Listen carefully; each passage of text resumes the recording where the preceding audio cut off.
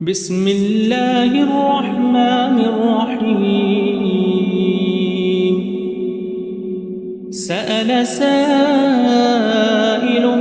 بعذاب واقع للكافرين ليس له دافع من الله ذي المعارج تعرج الملائكة والروح إليه في يوم كان مقداره 50,000 سنة فاصبر صبرا جميلا إنهم يرونه بعيدا ونراه قريبا يوم تكون السماء كالمهل وتكون الجبال كالعهن ولا يسأل حميم حميما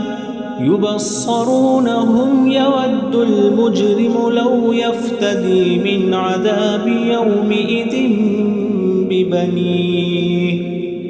وصاحبته وأخيه وفصيلته التي تؤويه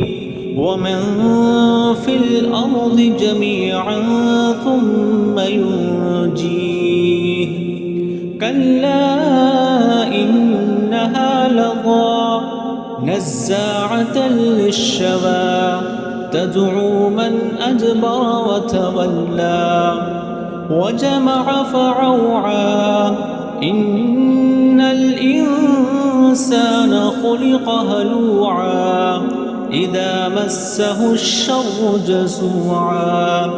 وإذا مسه الخير منوعا إلا المصلين الذين هم على صلاتهم دائمون والذين في أموالهم حق معلوم للسائل والمحروم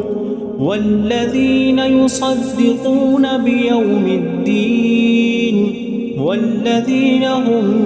من عذاب ربهم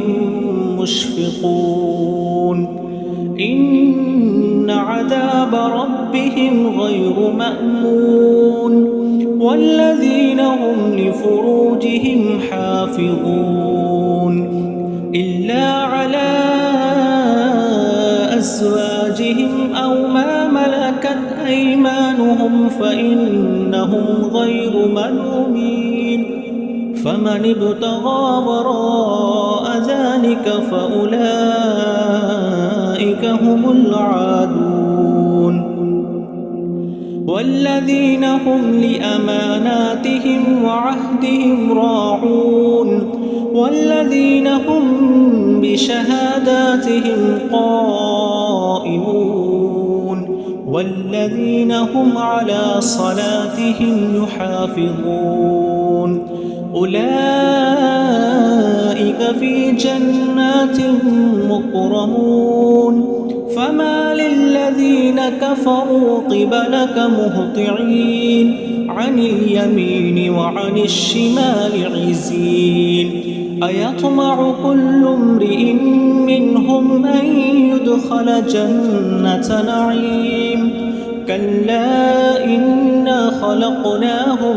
مما يعلمون فلا أقسم برب المشارق والمغارب إنا لقادرون على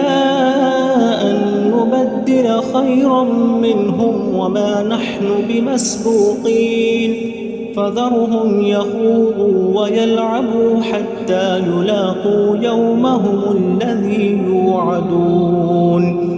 يوم يخرجون من الأجداث سراعا كأنهم إلى نصب يوفضون خاشعة أبصارهم ترهقهم ذلة ذلك اليوم الذي كانوا يوعدون